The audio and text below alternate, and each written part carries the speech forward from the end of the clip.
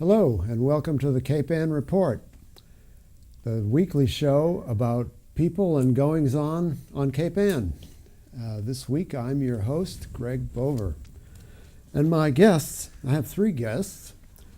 Bob Ryan, who is the treasurer of the Fishbox Derby and a former racer as well. Yes, I am. In the middle, Brendan Chipperini to my left, who's also a former racer and now a committee member and a member of the Gloucester Police Department, and Victor Anito, who is a new committee member and represents the Veterans Council on Cape Ann. Yes, sir. So we're here to talk about the Fishbox Derby, which is a Gloucester institution going way, way back. Bob, you know about the history of the Fishbox Derby, which, by the way, is the next race is coming up on September 17th. So tell us what you know about the start of the Fishbox Derby. Well, as far as I can remember, back in the late 50s, the Fishbox Derby was held on Centennial Avenue at its intersection with Blenman Avenue. Back then, we didn't have the hay bales on the side of the course. It was very steep. We didn't have the braking system that we have today. Again, it was a great family-oriented activity for the city of Gloucester. It lasted through the 50s, the late 50s into the 60s, and then for some reason phased out. And we have a trophy here on the table. Why don't you tell us a little bit about that? Yes, I was fortunate enough to win it back in 1959, October 1959. You want to say how old you were then? I was 10 years old back then. But and that's one of the reasons we're getting into the transition today. When it was revitalized, or we're having a renaissance, we brought it back in the early 90s, and we've been running it with a group of individuals. Our average age is about 70. We needed some young blood coming into it. Again, very family-oriented activity.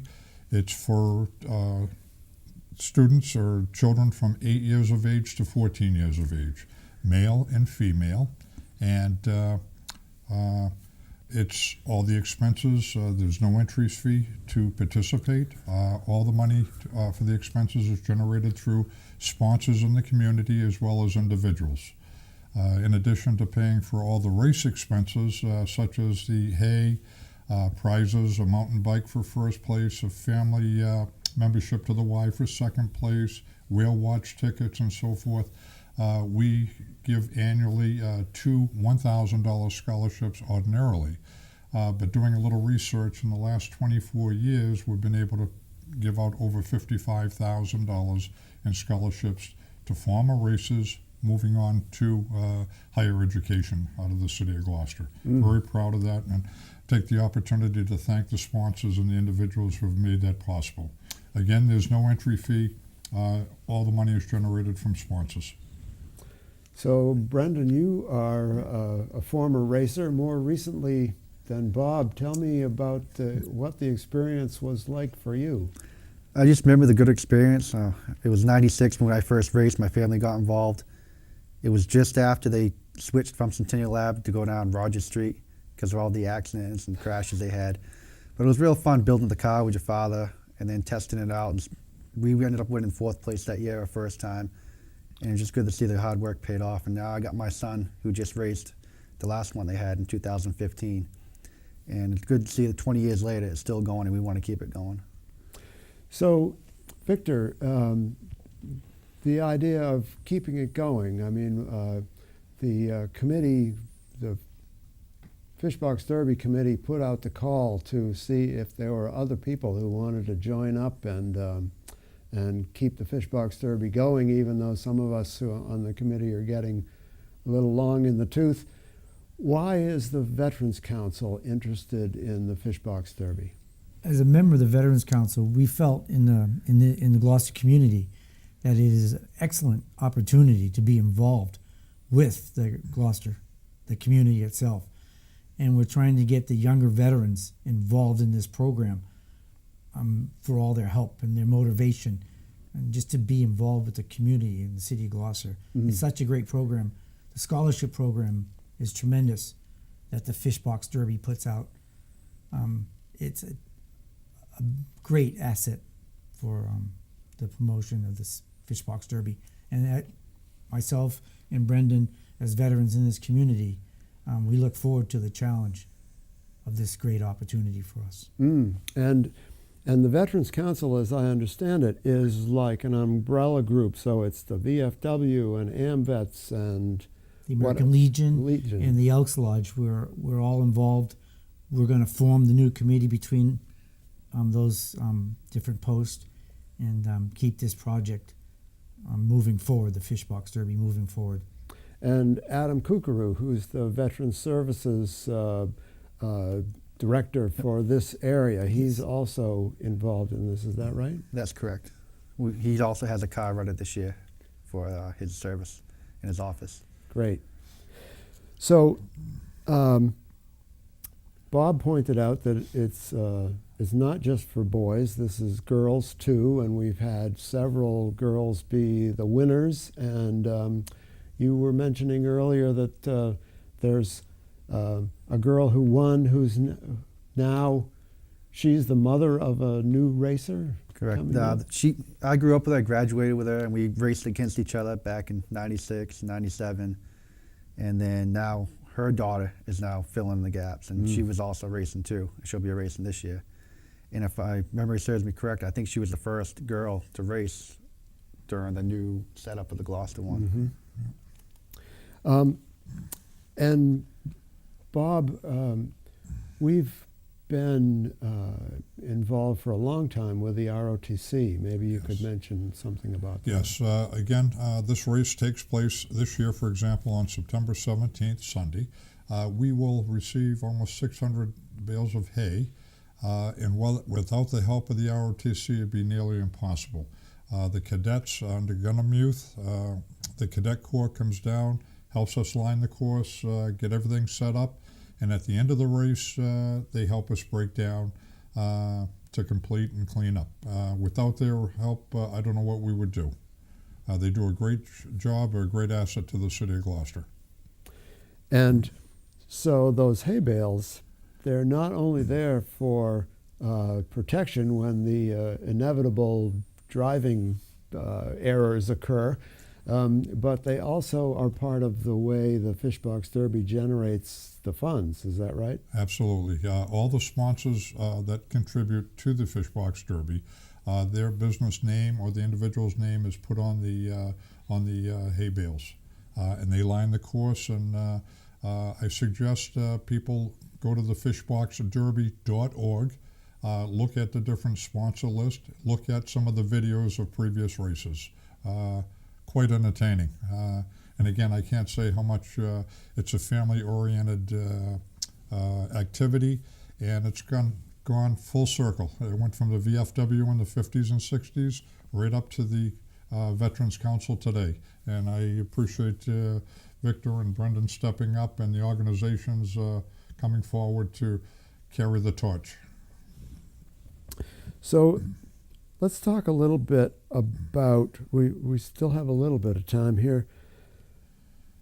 People just have to come up with a car, basically, but there are rules as to what that car can be on the website, as you mentioned, but let's give them just an outline of what kinds of things they have to think about. Okay, a few of the rules and regulations. Again, the only expense involved is the father, son, mother and daughter, father and daughter building the car. Some of the rules are you can't exceed 250 pounds, both the driver and the car together. It can't be any more than 84 inches long, no wider than 48 inches. The brake mechanism has to be at least 3 inches off the ground. So those are just some of the rules. So you can, again, go to the fishboxderby.org and look under rules and print out the rules and regulations as well. So this is different from the Soapbox Derby, which is a lot more complicated. Yes, yes. over the years, we've tried to keep it simple so that people could participate Right. more easily. So a lot of the cars are home built, and some of them from kits, right? Yeah. And I'd just like to follow up on that, Greg. In addition to first, second, third, fourth prizes that I mentioned earlier, we have the coolest car, and we've had alligators, we've had potato-shaped vehicles. Very interesting. In addition, again, it's a family activity that you build, and there are no cost to the races other than building the cars. So we have not a lot of time before the race, and if people want to register, what do they do? They can either just go to the website. All the information's there. September 10th is the weigh-in on Connellan Road. That's your drop dead time that you can come and register for the race. Bring your car. They got the forms there to fill it out. You pick your number, slap the number on, you'll be ready to go. But after that initial inspection, there's not enough time in that 1 week period to get another car in. Right, so cars have to be ready by that inspection, safety inspection, September the morning of September 10th. Correct. And then if they pass that, they're good to race the following week, right? And that's right. So how many entrants do you expect this year? Well, historically, we've had anywhere from probably 32 to about 36. Again, I suspect might be a little higher this year. I think there's a little more interest out there.